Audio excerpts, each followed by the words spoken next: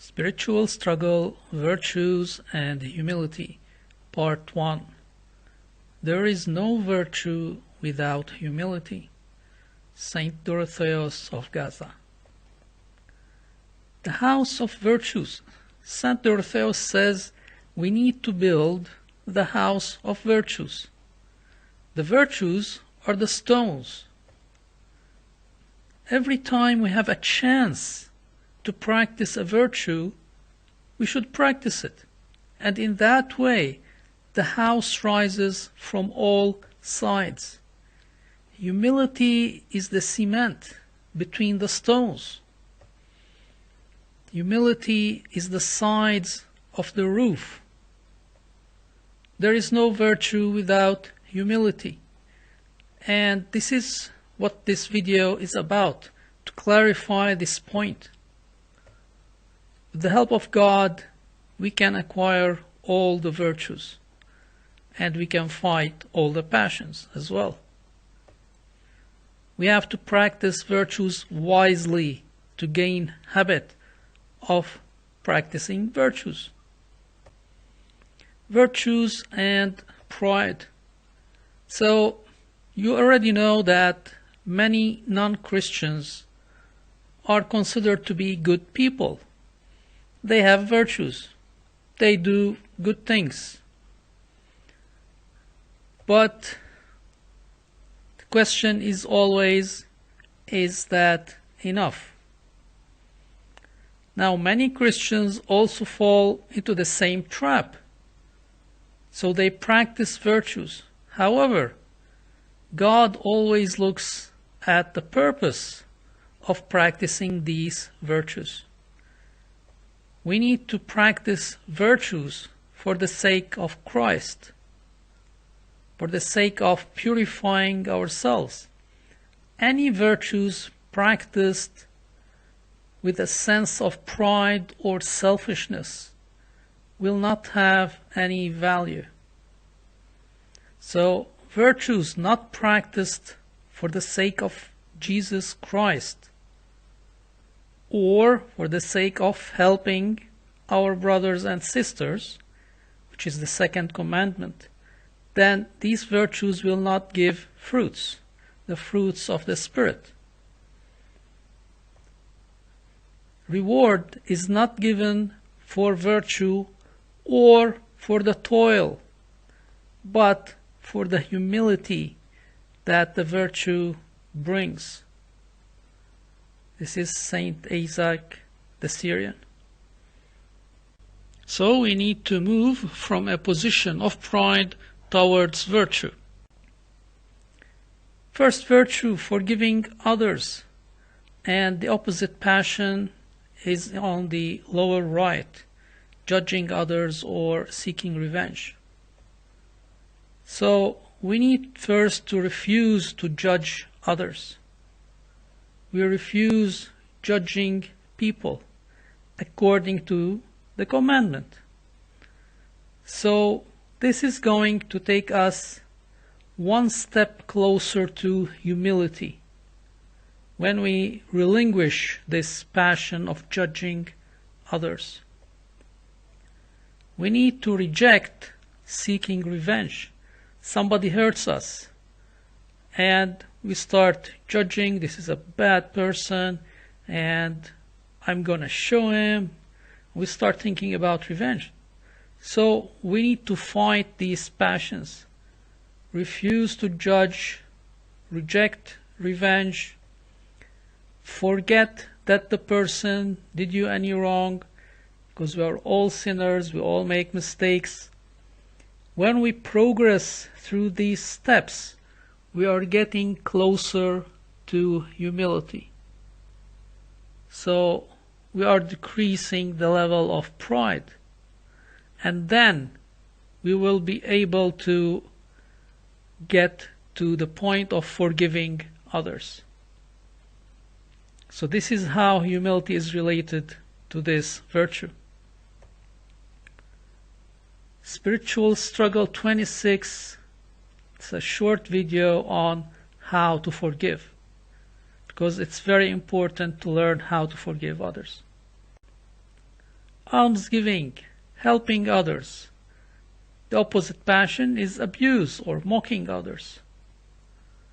So first, we should not consider ourselves better than others. And this is going to stop us or prevent us from mocking them. We should not ignore others. So there are people around of us, some of them are in need. So we need to have some compassion. We need to feel that we are part of this community. We are also weak, we are also sinful. So again, have some compassion, and then we'll be able to give to those people. We'll be able to help them. When you give alms, don't let your left hand know what your right hand is doing. Matthew 6:3. If we give alms for a selfish reason, we lose the wages of the virtue. Being gentle. So we need to reject abusing or the need to control others. If we stop thinking that we are better than others and we should control them, then we can start advancing. Reject the idea of doing harm to others. Avoid the cold shoulder. So don't be cold to them. Again, if we think that we are part of this community, we are similar to others, we also make mistakes, we are sinful people, then we are able to deal with the others in a gentle manner. Sacrifice, a very important virtue. The opposite passion is ignoring responsibility for others, which comes from selfishness. So, don't be haughty and independent, trying to hide in your high castle somewhere, ignoring others and their needs. Do not ignore others. They are around us. They are people, just like us. Do not ignore your responsibility towards others. Now, at least start with your responsibility towards close ones. And then you'll be able to sacrifice for the others. So these are the steps that we can logically go through until we are able to reach some sacrifice. Truth, telling the truth. The opposite passion is love of control. When we love to control other people, then we are going to say all sorts of things in order to control them, to make them do what we want them to do.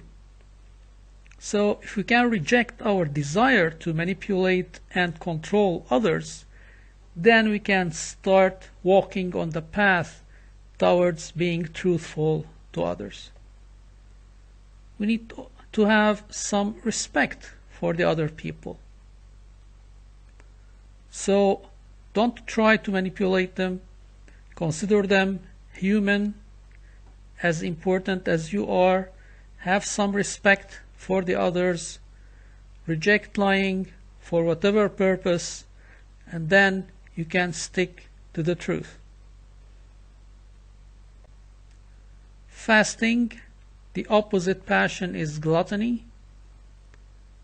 Gluttony may come from pride or selfishness. So don't consider yourself worthy of a king's food. And don't try to get or have all the food for yourself. You need to fight the desire for having tasty food. Focus on that desire to get closer to God. So try to forget tasty food, focus on getting closer to God. If you do this, then you can fast and fight the passions. If you have gluttony, it's very difficult to fight any other passion, because fighting the passions in most cases depends on fasting. Chastity, the opposite, of course, is adultery. So again, don't consider yourself worthy of prizes. So this is from pride. One considers that I'm better than the others, I need to get myself a prize, I need to manipulate and control people, make them do what I want. So if you fight these urges and reject the desire of owning things, having things, then you can fight the desire for seeking pleasure. Once you do that, you get closer to chastity. So for this specific topic, there's a special video about fighting sexual desire. Doing useful work and having vigor in our work, the opposite is laziness. So first we need to reject our self-appreciation, reject considering ourselves as worthy of luxury. Then we focus on the need to do some spiritual duties. This is going to encourage us to do useful work, not to be lazy. Then we focus on the need to make use of time. We need to make use of time because the days are evil. So we need to learn more. We need to advance spiritually. After that, we are able to do useful work. Contentment. Contentment is a very important virtue, especially in these days. If we are content with what we have, then we can practice the other virtues happily. The opposite of contentment is greed and the mentality of consumerism, of course. So again, don't consider yourself as worthy of anything, because this idea comes from pride. So we start fighting pride. We need to destroy the desire to own one more house, own one more car, own more lawnmowers or whatever they are. Try to be satisfied with the basics, satisfied with what we have. And if we have hope in God, then that is going to support us in seeking contentment and learning to be content. One more virtue, prayer. The opposite of prayer is doing some leisure activity. So prayer is useful for the soul, and the leisure activity is just like wasting time. We start with faith. I was created by God. Obviously, without faith we cannot pray. So we start with faith. If we feel the weight of sin on our shoulders, a desire to get closer to God, then we can pray. Because these things lead us to prayer. They push us towards prayer. Meekness, again, a very important virtue. The opposite of being meek is having a grudge. So a person that has a grudge is someone that is boiling on the inside, and grudge is going to make the person seek revenge. So first we need to reject the idea of doing harm to people and start forgiving others, whatever they did. When we forgive others, we can become gentle in our actions with them. And then we move towards meekness. Meekness is one step further than being gentle. Gentle is about our actions and our behavior. Meekness is something on the inside. The last virtue we will look at is patience. With patience and contentment, we can basically fight anything. So first, don't consider yourself worthy of prizes. Again, we are trying to fight the ego. We are trying to fight pride. Then start forgiving others. If we don't forgive, then we're going to hold a grudge. Then we're going to seek revenge. And we can't be patient with these things. So that's how these are related. Don't forget that the virtues are related to each other.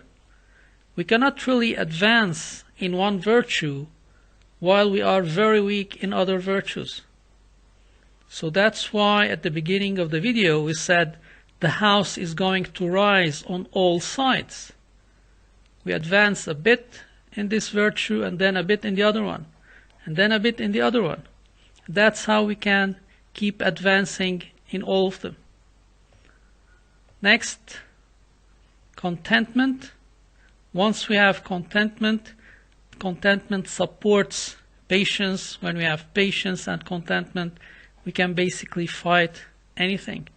And that's why the Lord said, in your patience, you can possess your souls. So patience and contentment will lead us to salvation. I hope you benefit from this video. God bless you.